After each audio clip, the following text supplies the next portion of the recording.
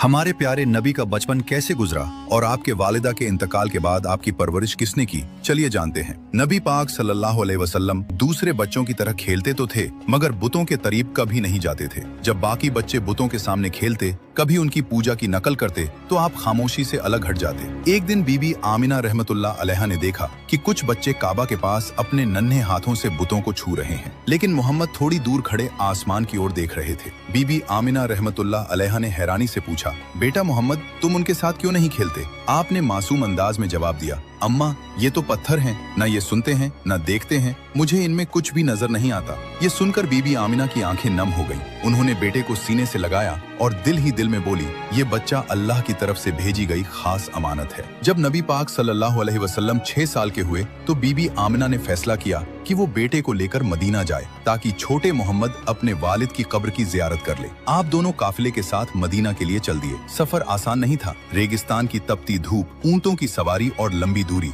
मगर नन्हे मोहम्मद की आंखों में अजीब सा सब्र और हौसला था। वे मदीना में तकरीबन 1 महीने ठहरे। रिश्तेदारों से मुलाकात हुई। जब वालिद के कब्र पर पहुंचे तो बीबी आमिना ने कहा, बेटा यही तुम्हारे वालिद की कब्र है, वो तुमसे बहुत मोहब्बत करते थे। हुजूर सल्लल्लाहु अलैहि वसल्लम खामोशी से कब्र के पास खड़े रहे। मासूम आंखों से आंसू बहते रहे मगर जुबान से कोई लफ्ज न निकला। मदीना से वापसी पर काफिला अब्वा नाम की जगह पहुंचा। वहीं अचानक बीबी आमिना रहमतुल्लाह बीमार पड़ गई। बीमारी इतनी बढ़ गई कि चलना फिरना भी मुश्किल हो गया। उन्होंने अपने बेटे को सीने से लगाया और कहा, बेटा मोहम्मद, शायद अब मैं तुम्हारे साथ न रह सकूं, मगर याद रखना तुम अकेले नहीं हो, अल्लाह तुम्हारे साथ है। तुम्हें वो जिम्मेदारी मिलेगी जो दुनिया में आज तक किसी और को नहीं मिली। 6 साल के छोटे मोहम्मद सल्लल्लाहु अलैहि वसल्लम की आंखों से आंसू बह रहे थे। कुछ ही देर के बाद बीबी आमिना रहमतुल्लाह अलैहा की रूह परवाज कर गई। हुजूर सल्लल्लाहु अलैहि वसल्लम की आंखों से आंसू थम नहीं रहे थे। काफिले वालों ने आपको वापस मक्का पहुंचाया और आपके दादा हजरत अब्दुल मुत्तलिब के हवाले कर दिया। जब हजरत अब्दुल मुत्तलिब को पता चला